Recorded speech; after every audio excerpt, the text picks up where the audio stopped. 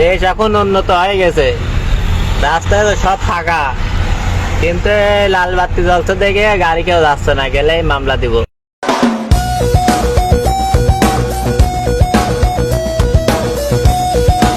বাংলাদেশের প্রতিবেশী রাষ্ট্র ভারত বরাবরই নিজেদের প্রযুক্তিগত উৎকর্ষ নিয়ে গর্ব করে থাকে।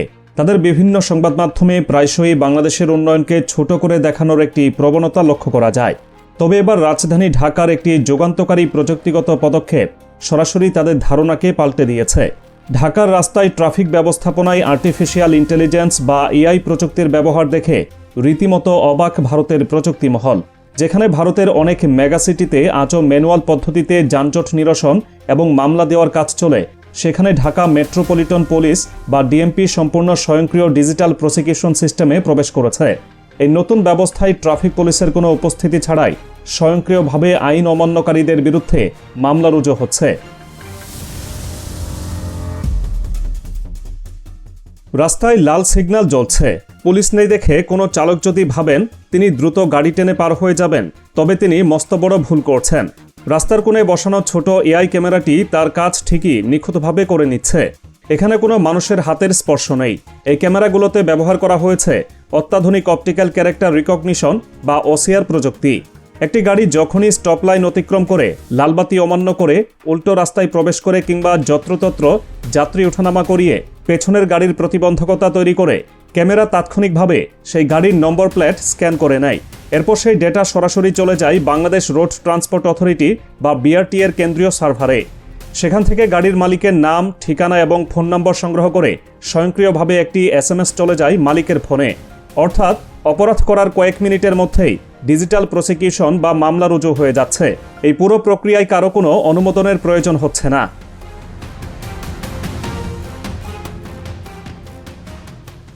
ভারতের বড় বড় মেগাসিটিগুলোর দিকে তাকালে দেখা যায় সেখানে ট্রাফিক আইন প্রয়োগের ক্ষেত্রে এক ধরনের চরম বৈষম্য কাজ করে।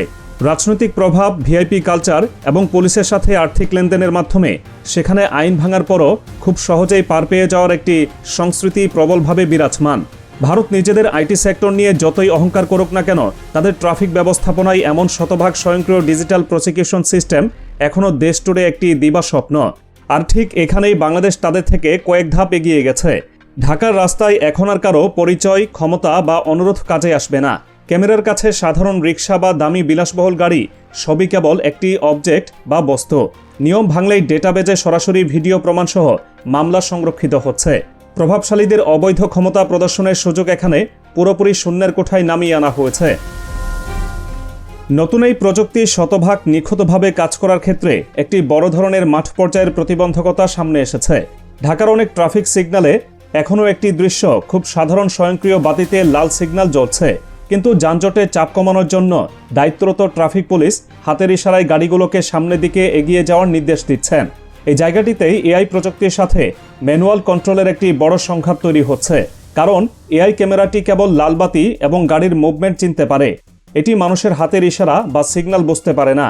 ফলে পুলিশের নির্দেশে গাড়ির সামনে এগোলেও ক্যামেরাটি তার অ্যালগোরিদম অনুযায়ী ধরে নিচ্ছে গাড়িটি সিগন্যাল অমান্য করেছে এবং স্বয়ংক্রিয়ভাবে মামলা দিয়ে দিচ্ছে। দিনের বেলায় এমন ঘটনা ঘটলে রাতের বেলায় যখন ট্রাফিক পুলিশের উপস্থিতি থাকে না, তখন পরিস্থিতি আরও জটিল আকার ধারণ করে। এই ধরনের অটোমেটিক মামলার কারণে অনেক সাধারণ চালককে বিনা অপরাধে জরিমানার মুখে পড়তে হচ্ছে।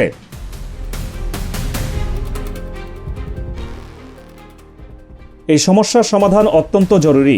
যখন ট্রাফিক পুলিশ ম্যানুয়ালি হাতের ইশারায় কোনো মোড়ের যান চলাচল নিয়ন্ত্রণ করবেন, তখন সেই নির্দিষ্ট মোড়ের এআই ক্যামেরার অটোমেটিক মামলা দেওয়ার সিস্টেমটি সাময়িকভাবে ডিঅ্যাক্টিভেট বা স্থগিত রাখার একটি সরাসরি প্রযুক্তিগত সুইচ কন্ট্রোল রুমে থাকা প্রয়োজন। ডিএমপিকে খুব দ্রুত সিগন্যাল বাতিগুলো টাইমিংয়ের সাথে এআই ক্যামেরার শতভাগ সিঙ্ক্রোনাইজেশন বা সমন্বয় নিশ্চিত করতে হবে। তা না হলে সাধারণ মানুষের কাছে এই চমৎকার এবং আধুনিক প্রযুক্তিটি একটি বিরক্তিকর কারণ হয়ে দাঁড়াবে।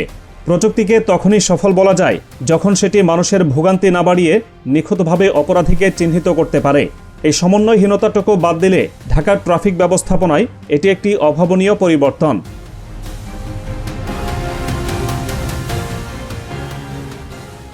ডিএমপির এই পদক্ষেপের পর রাজধানীর সড়কগুলোতে চালকদের আচরণের একটি দৃশ্যমান পরিবর্তন ইতিমধ্যে শুরু হয়েছে।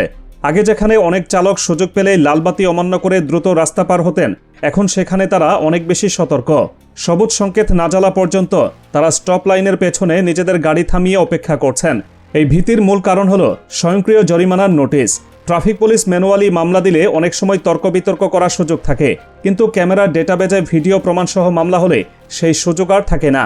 জরিমানার কয়েক হাজার টাকা পরিশোধ করার এই আর্থিক ধাক্কা এবং আইনি ভোগান্তি চালকদের বাধ্য করছে নিয়ম মেনে চলতে। একজন চালকের আইন অমান্যের কারণে যখন তার নামে মামলা হয়, তখন সেটি দেখে আশেপাশের অন্য চালকরাও স্বয়ংক্রিয়ভাবে সতর্ক হয়ে যান। এই ধারাবাহিক সতর্কতার ফলেই রাস্তায় দ্রুত শৃঙ্খলা ফিরতে শুরু করেছে।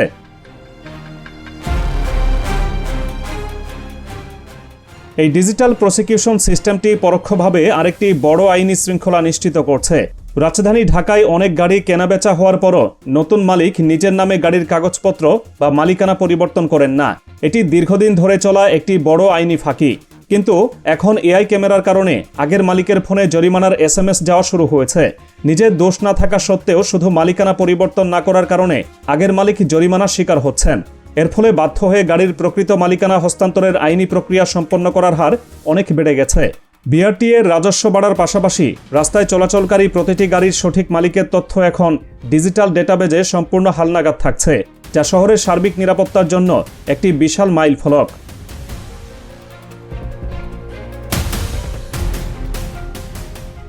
এই এআই ক্যামেরাগুলোর কাজ কেবল মামলা দেওয়ার মধ্যেই সীমাবদ্ধ নেই।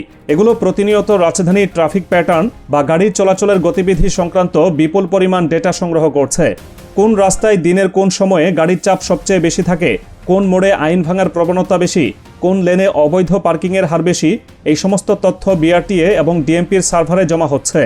পরবর্তীতে এই ডেটাগুলো বিশ্লেষণ করে ঢাকার যানজট নিরসনে দীর্ঘমেয়াদী পরিকল্পনা গ্রহণ করা সম্ভব হবে।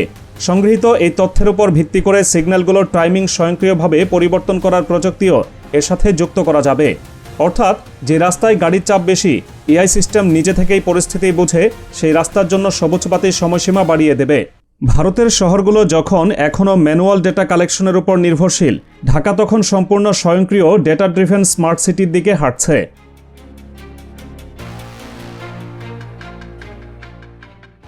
দীর্ঘদিন ধরে একটি প্রচারণায় বিশ্বাস করানো হয়েছিল যে প্রযুক্তিগত উৎকর্ষে বাংলাদেশ তার প্রতিবেশীদের চেয়ে পিছিয়ে, কিন্তু ডিএমপির এই 25টি মোড়ের এআই ক্যামেরা এবং স্বয়ংক্রিয় প্রসিকিউশন সিস্টেম সেই মিথ্যা প্রচারণাকে সরাসরি বাতিল করে দিয়েছে। উন্নত বিশ্বের মতো ডিজিটাল প্রসিকিউশন সিস্টেম এখন ঢাকার রাস্তায় বাস্তব। অবৈধ পার্কিং, লেফট লেন ব্লক করা থেকে শুরু করে সিগন্যাল ভায়োলেশনের মতো অপরাধগুলো নির্মূল করার জন্য প্রযুক্তির সরাসরি হস্তক্ষেপ এখন দৃশ্যমান। প্রাথমিক পর্যায়ে চালকদের মাঝে কিছুটা আতঙ্ক বা অসন্তোষ দেখা গেলেও দীর্ঘমেয়াদে এই সিস্টেমই ঢাকার রাস্তায় শৃঙ্খলা ফেরানোর একমাত্র নির্ভরযোগ্য মাধ্যম। বাংলাদেশের এই উন্নয়নমূলক পদক্ষেপ প্রমাণ করে যে সঠিক পরিকল্পনা এবং প্রযুক্তির ব্যবহারে তারা এখন ভারতের মতো দেশকে পেছনে ফেলে নিজেরাই নিজেদের আধুনিক সমাধান তৈরি করতে সক্ষম। ঢাকার এই প্রযুক্তিগত উত্থান কেবল ট্রাফিক ব্যবস্থার উন্নয়ন নয়, এটি আন্তর্জাতিক পরিমণ্ডলে বাংলাদেশের প্রযুক্তিগত সক্ষমতার একটি সুস্পষ্ট ও জোরালো বার্তা।